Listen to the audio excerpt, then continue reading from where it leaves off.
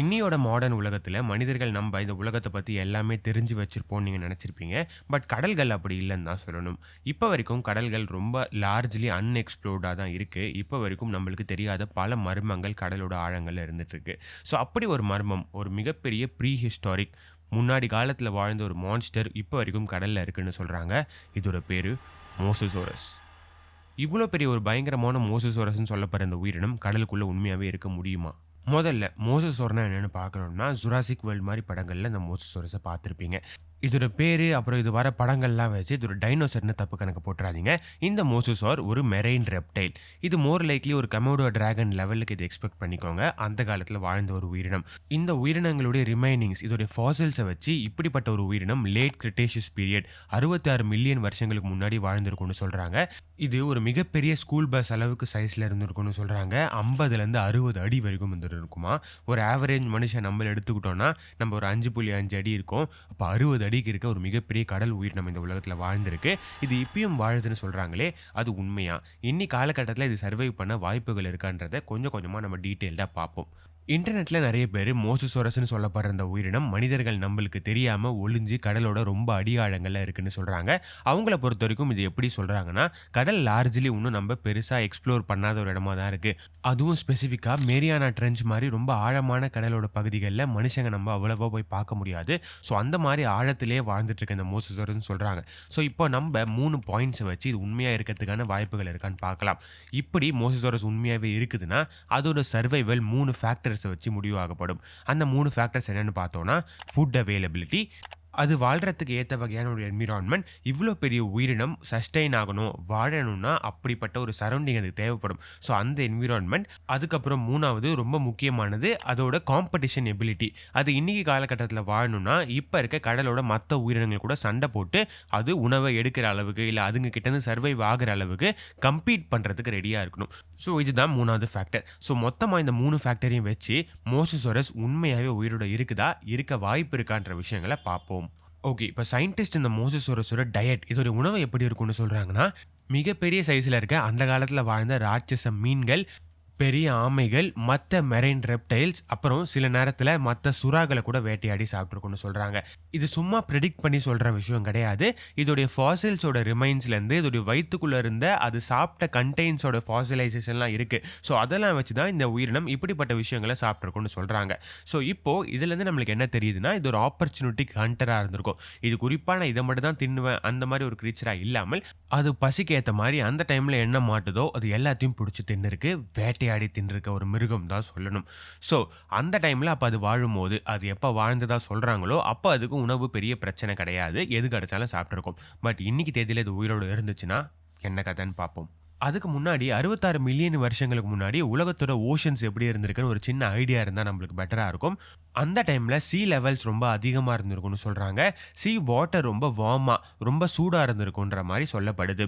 So மோசோசாரஸ் ரொம்ப likely ஸ்டேபிளா ரொம்ப ஒரே மாரி இருக்கிற சூடான ஒரு கடல் கண்டிஷனுக்கு அடாப்ட் ஆகி இருந்திருக்கும். அது மட்டும் இல்லாமல் இப்ப இருக்க நெறைய ரெப்டைல்ஸ நம்ம ஸ்டடி பண்ணி பார்க்கும்போது, ரெப்டைலியன் பிசியாலஜி என்ன சொல்லுதுன்னா, எக்ஸ்டர்னல் டெம்பரேச்சர்க்கு ஏத்த மாரி தான் இதுங்களுடைய உடம்பு டெம்பரேச்சர் இன்ஃப்ளூயன்ஸ் ஆகும். ஸோ அதாவது ஒரு ஸ்பெசிஃபிக் என்விரான்மென்ட்க்கு உருவான ஒரு கிரீச்சர் திடீர்னு வேற ஒரு என்விரான்மென்ட்ல வாழ முடியாது. ஸோ அந்த அந்த வகையில இப்ப இருக்கிற ஓஷன்ஸ் எப்படி இருக்குன்னு பார்த்தோம்னா, மோசோசாரஸ் இங்க வாழ்றதுக்கான வாய்ப்பு இருக்கா இல்லையான்றது நமக்கு கிளியரா தெரியும். ஸோ இப்போ மாடர்ன் ஓஷன்ஸ பார்க்கும்போது, இப்பயும் பிளென்டி ஆஃப் ப்ரே, நெறைய உணவு இருக்குன்னு தான் சொல்லணும். நெறைய மீன்கள்ஸ், கடலுக்குள்ள இருக்க மேம்மல்ஸ், அப்புறம் மிகப்பெரிய உயிரினங்கள், திமிங்கலம் மாரி உயிரினங்கள் நெறைய இருந்துட்டு இருக்கு. ஸோ இப்ப யோசிச்சு பார்த்தோம்னா, மோசோசாரஸ் மாரி ஒரு உயிரினம் சாப்பிடறதுக்கு ஏத்த வகையில் நெறைய உயிரினங்கள்லாம் இருக்குது. ஸோ சாப்பாடு விஷயத்துல இருக்குது. பட் பிரச்சனை என்னன்னா, இன்னைக்கு தேதியோட எக்கோசிஸ்டம் ரொம்ப ஆக்குபைடா, நெறைய காம்படிஷன் இருக்குன்னு சொல்லணும். இப்போ இருக்கிற மிகப்பெரிய காம்படிட்டிவ் பயங்கரமான வேட்டையாளிகள் என்னன்னு பார்த்தோம்னா, கிரேட் ஒயிட் ஷார்க், ஆர்காஸ், இந்த மாரி உயிரினங்கள் கடல டாமினேட் பண்ணிட்டு இருக்குன்னு தான் சொல்லணும். ஸோ உணவு இருக்குமா இல்லையான்றது கேள்வி இல்ல. இந்த காம்படிஷன்லேருந்து மோசோசாரஸ் சர்வைவ் பண்ணி உணவு அதால இதுங்க கிட்ட இருந்து எடுத்து சாப்பிட முடியுமான்றது தான் கேள்வி. ஸோ இப்போ மோசஸாரஸ்க்கு என்ன அட்வான்டேஜ் இருக்குன்னு பார்த்தோம்னா, அதோடைய மிகப்பெரிய சைஸும், அதோடைய பைட் ஃபோர்ஸும். பட் அதே நேரத்தில அதோட டிஸ்அட்வான்டேஜ் என்னன்னு பார்த்தோம்னா, அது அப்ப வாழ்ந்தபோது மோஸ்ட் லைக்லி ஒரு சாலிட்டரி ஹண்டரா தான். அதாவது குரூப்பா வேட்டையாடுற உயிரினமா இல்லாமல், தனியாவே வாழ்ந்து வேட்டையாடுற ஒரு உயிரினமா. இப்ப இருக்க நம்மளுடைய புலிகள் மாரி நெனச்சுக்கோங்களேன். ஸோ இந்த மாரி தான் இருந்திருக்கும்னு சொல்றாங்க. பட் இதுக்கு பெருசா காம்பீட் பண்ற அளவுக்கு இப்ப இருக்கிற ஓஷன்ஸோட ஒரு ஏபெக்ஸ் பிரெடிட்டர் தான் ஆர்காஸ். ஸோ இந்த ஆர்காஸ் ரொம்பவே இன்டெலிஜென்ட்டான கிரீச்சர்ஸ். இதுங்க கோஆர்டினேட்டடான குரூப்பா ரொம்ப ஒண்ணோட ஒண்ணு கம்யூனிகேட் பண்ணிக்கிட்டு குரூப்பா வேட்டையாடுறதுல ரொம்ப தலை சிறந்த உயிரினங்கள். ஸோ நெறைய ஸ்ட்ராட்டஜிஸ், கம்யூனிகேஷன்லாம் வச்சுக்கிட்டே வேட்டையாடும், மத்த உயிரினங்கள தாக்கும். ஸோ இதுதான் மாடர்ன் டே எக்கோசிஸ்டம். இதுலேருந்து நம்மளுக்கு என்ன தெரியுதுன்னா, இப்ப இருக்க கடலோட எக்கோசிஸ்டம் அதிகமான இன்டெலிஜென்ஸ், கோஆப்பரேஷன் இது மாரி இருக்க கிரீச்சர்ஸ ரிவார்ட் பண்ணுது. அதுங்க தான் ஃபுட் செயினோட டாப்ல இருக்குன்ற மாரி நம்மளுக்கு ஒரு புரிதல் இருக்கு. ஸோ ஸோ மோசஸாரஸ் மாரி ஒரு கிரீச்சருக்கு இது ஒரு மிகப்பெரிய காம்படிஷனா இருக்கும். ஏன்னா, அது தனியாவே எல்லா வேலையும் செய்ய ட்ரை பண்ற ஒரு கிரீச்சர். ரொம்ப சிமிலரா இப்ப இருக்க கிரேட் ஒயிட் ஷார்க்ஸ பார்த்தீங்கன்னா, ஓர்கா கூட்டம் வந்துச்சுன்னா கிரேட் ஒயிட் ஷார்க் ஓடுறது தான் மோஸ்ட் லைக்லி பண்ணும். ஏன்னா, அப்படிப்பட்ட ஒரு இன்டெலிஜென்ட்டான கம்யூனிகேட்டட் கூட்டத்துக்கு முன்னாடி தனியா இருந்து வேட்டையாடுறது ரொம்ப கஷ்டம். ஸோ ஃபுட் காம்படிஷன்ல மோசஸாரஸ் ரொம்ப ஒரு கஷ்டமான இடத்துல தான் இருந்திருக்கும். இவங்க சொல்ற மாரி இப்ப இது உயிரோட இருந்துச்சுன்னா. பட் நீங்க கேட்கலாம், இப்படி சொல்றவங்கலாம் இந்த மோசஸாரஸ் கடலோட ரொம்ப அடி ஆழங்கள்ல மனிதர்களுக்கு தெரியாம வாழுதுன்னு தான் சொல்றாங்க. ஸோ அப்படி பார்த்தா அதுங்கள் மோஸ்ட் லைக்லி ஆர்காஸே மீட் பண்ணாது.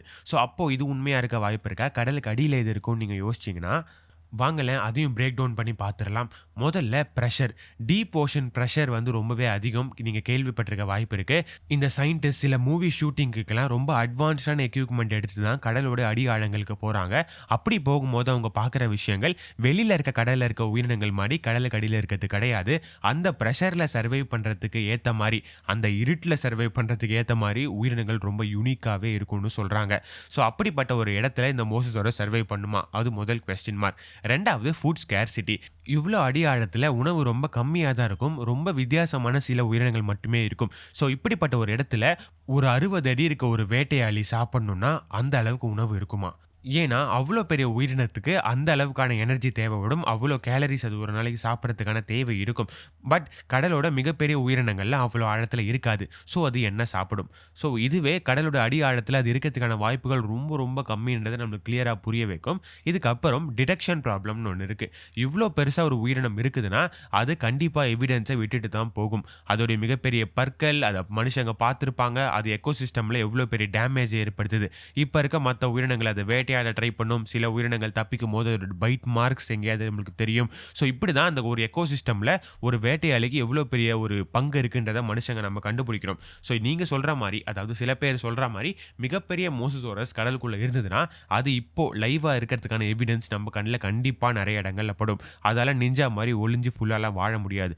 ஏன்னா, அது 60 மில்லியன் வருஷங்களுக்கு முன்னாடி வாழ்ந்தப்போவே அது வாழ்ந்ததுக்கான பல எவிடன்ஸ் நம்மளுக்கு கிடைக்கும்போது, அது பிரசன்ட் டேல வாழ்ந்துச்சுன்னா, கண்டிப்பா நம்மகிட்ட எவிடன்ஸ் இருக்கும். இதுலேருந்து நம்மளுக்கு என்ன தெரியுதுன்னா, மிகப்பெரிய வேட்டையாளிகள் கடலுக்கு அடியில மில்லியன்ஸ் ஆஃப் வருஷங்களா ஒளிஞ்சு வாழ்றதுக்கான வாய்ப்புகள் ரொம்ப ரொம்ப கம்மி. ஸோ இது மோஸ்ட் லைக்லி கிரிட்டேஷியஸ் பீரியடோட அழிவோட சேர்த்து அழிஞ்சிட்டு இருக்கும். அந்த டைம்ல ஓஷன்ஸோட என்விரான்மென்ட் மிக பெருசா மாறியிருக்கு. ஒரே மாரி வார்ம் வாட்டர்ல வாழ்ந்த அந்த உயிரினம் மிகப்பெரிய என்விரான்மென்டல் சேஞ்சுக்கு அப்படியே அடாப்ட் ஆகாம அதே மாரி இருந்துற முடியாது. ஸோ அந்த வகையில அப்பயே அது முழுசா அழிஞ்சிட்டு இருக்கும். அப்படி அழியலன்னா காலப்போக்குல உலகத்துடைய தேவைக்கு ஏத்த மாரி மொத்தமா கொஞ்சம் கொஞ்சமா மாறி வேற ஒரு மிருகமா கூட வாழறதுக்கு வாய்ப்பு இருக்கே தவிர, இதே மாரி மோசஸாரஸ் உயிரோட இருக்குன்றதுக்கான வாய்ப்புகள் ரொம்பவே கம்மின்னு தான் சொல்லணும். ஸோ நீங்க என்ன நினைக்கிறீங்கன்றத சொல்லுங்க. நம்ப இதுவரைக்கும் பார்த்த ரீசன்ஸ் இதோடைய ஹை எனர்ஜி நீட்ஸ் அவ்ளோ சாப்பிடறதுக்கு கடலோட அடியில வந்து ஃபுட்டே கிடையாது. என்விரான்மென்ட்ல அது காம்படிஷன தாண்டி சர்வை பண்றது ரொம்ப கஷ்டம். அதுக்கப்புறம் இது எல்லாத்த விட முக்கியமா மனுஷங்களுக்கு எவிடன்ஸ் கண்டிப்பா கிடைச்சிருக்கும். இது உயிரோட இருந்துச்சுன்னா. இதுலருந்து நம்ம ஒண்ணு கிளியரா புரிஞ்சுக்கலாம். நெறைய பேர் சொல்ற மாரி உலகத்துடைய ஓஷன்ஸ் வந்து மனுஷங்க ரொம்ப கம்மியா தான் எக்ஸ்ப்ளோர் பண்ணியிருக்கோம். ஸோ நம்மளுக்கு நெறைய தெரியாத விஷயங்கள் உலகத்துடைய கடல்கள்ல இருக்குது தான். பட் அதுக்குன்னு உள்ள என்ன வேணா இருக்குன்னு சொல்ல முடியாது. ஏன்னா பிராக்டிகலி நெறைய விஷயங்கள் மோசஸாரஸ் மாரி கிரியேச்சர் உள்ள இருக்கிறதுக்கான வாய்ப்புகள் ரொம்ப ரொம்ப கம்மின்ற மாரி தான் ஃபேக்ட்ஸ் சொல்லுது. இல்ல உங்களோட ஒப்பீனியன் டிஃபரெண்ட்டா இருக்குன்னா, கீழ கமெண்ட் செக்ஷன்ல மோசஸாரஸ பத்தி நீங்க என்ன நெனைக்கிறீங்க? அது இருக்குமா இல்லையான்றத சொல்லுங்க. நம்ம எல்லாருக்குமே ஒரு டிஃபரெண்ட் பெர்ஸ்பெக்டிவ் கிடைக்கும். அப்புறம் என்ன இதே மாரி நெறைய வீடியோஸ பார்க்கணும்னா, உங்களுக்கே தெரியும் என்ன பண்ணணுன்ட்டு. இப்போ மோசஸாரஸ பத்தி தெரிஞ்சுக்க ஆசைப்படுறீங்களா? நம்மகிட்ட அதுக்கும் வீடியோ இருக்கு.